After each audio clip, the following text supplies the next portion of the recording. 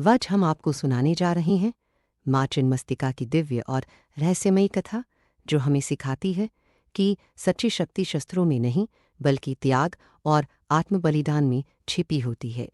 एक समय संसार में लालच, भूख और अहंकार फैल चुका था। मनुष्य केवल अपने स्वार्थ के बारे में सोचता था। दया, करुणा और त्याग लुप्त हो चुके थे।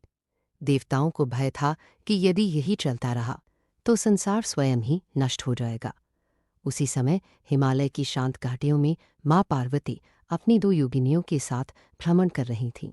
योगिनियाँ अत्यंत दुर्बल थीं। भूख से उनका शरीर कांप रहा था और आंखों में पीड़ा स्पष्ट दिखाई दे रही थी। माँ पार्वती उन्हें करुणा से देखा। उन्होंने समझ लिया कि यदि देवी स्वयं त्याग नहीं करेंगी तो संसार त्याग का अर्थ कैसे समझेगा।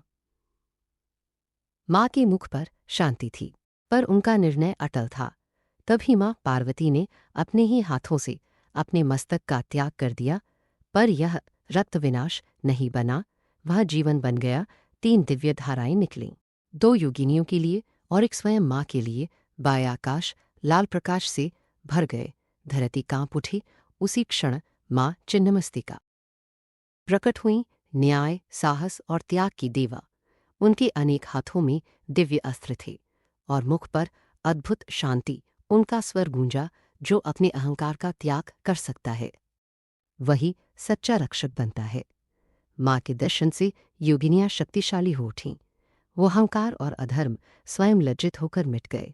वो संसार ने जाना कि सच्ची शक्ति बाहर नहीं, भीतर के अहंकार को काटने में है। आज भी माँ चिन्मस्तिका हमें यही सिखाती हैं।